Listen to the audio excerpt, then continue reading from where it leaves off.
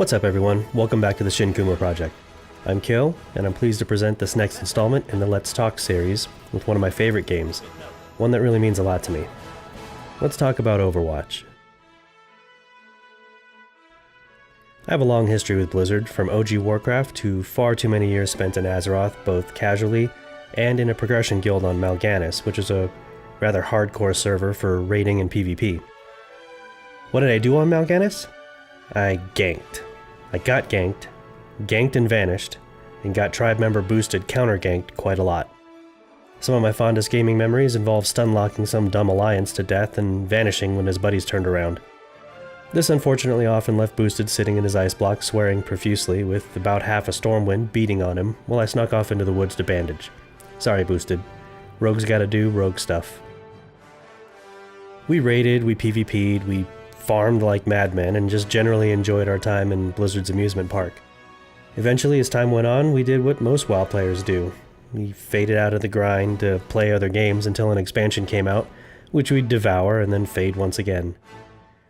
This entire time, there was a kind of elephant in the room. An elephant shaped like a new IP from Blizzard, made conspicuous by its very absence. We hadn't seen anything new from the Blizz in damn near an eternity, and it had us all wondering, in the very dark recesses of our minds, if the magical mega machine of Blizz had lost its touch. Loyalty and nostalgia will take you far in the world of gaming, but creation is what makes legends.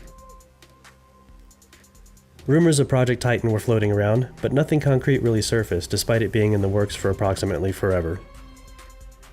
In the meantime, I was busy raising a little boy as a single dad, and had very little time for super involved PC gaming. Sold off my rig and satisfied my gaming itch with Destiny on the PS4, a gaming franchise which will be a topic of a Let's Talk very soon. Raided, PvP'd, managed to somehow get boosted, killed a bunch, and lived life away from a PC.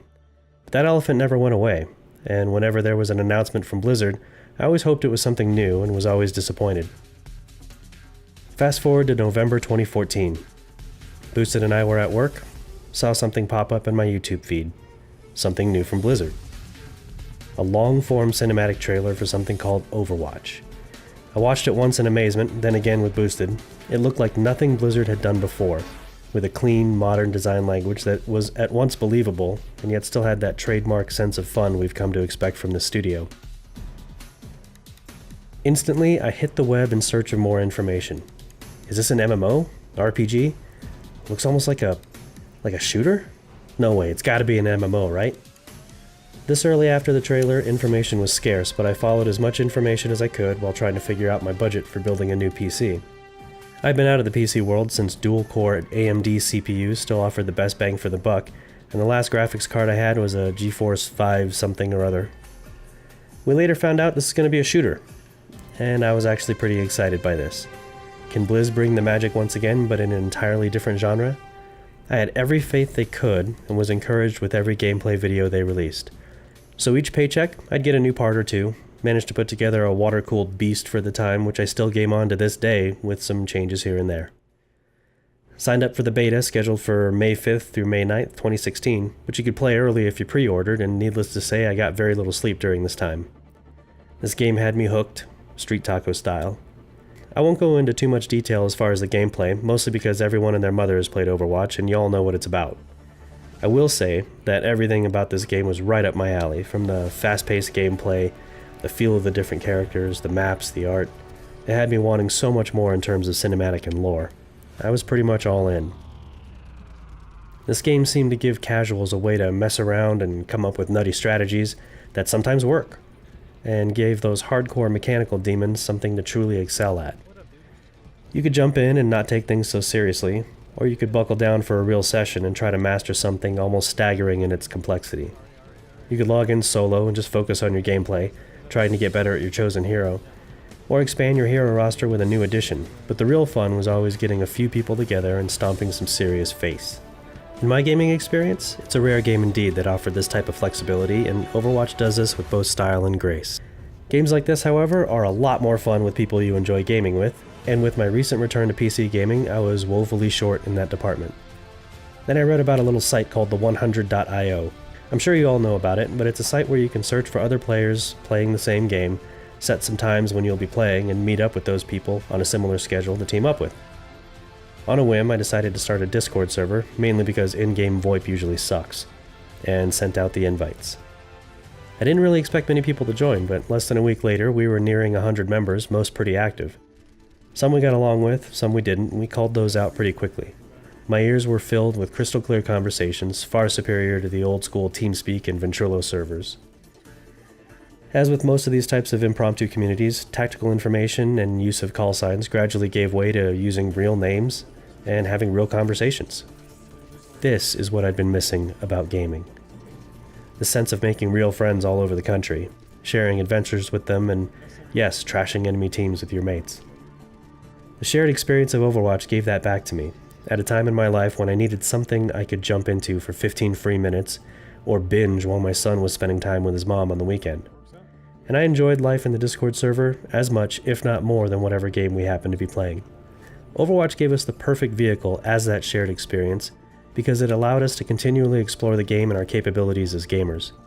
We became a clan of sorts. I was a Genji main with a side of Tracer at the time. Weepy only played Reaper back then. Batmat was, and still is, the best damn Mercy I've ever seen. Loki was the only real flex player we had. A dude named Crimson Fancy used to main Lucio. I miss that guy's southern drawl, and I hope he comes back someday, even if he had the bladder of a Muppet and had to piss every 8 minutes. Every now and then, Corwin's wife would give him back his balls for a few hours at a time, and the masses rejoiced at our buddy's temporary freedom. Half is still a star Reinhardt, real anchor for the team, and there were times when it all came together. We were either unstoppable or goofing around, both drunk and sober. We all expanded our roles continually and found new ways of working together in every game we played. I feel like I got to know these guys almost as well as I know the friends I made through real-life channels.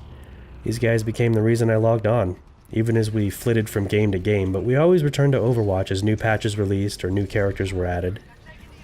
I guess what I'm saying is that this game was sort of more than a game for us. It served as a glue for our community, gave us a way to mark our progress. It also gave us so many highs and lows, laughs, frustrations, triumphs, and discoveries. Each of us had our moments in the sun as we went Super Saiyan and destroyed freaking everyone.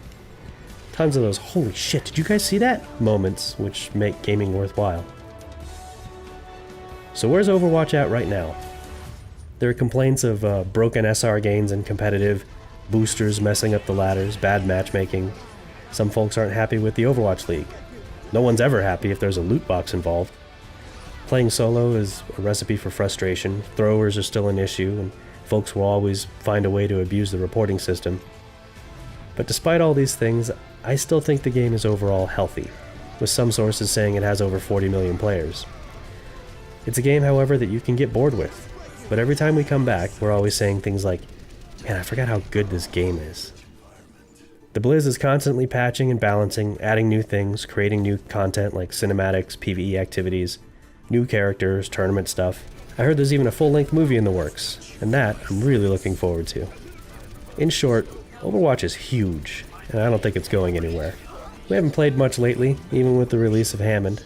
In the end, it's an arena shooter, and between Monster Hunter World and Destiny 2, we've kinda had our hands full.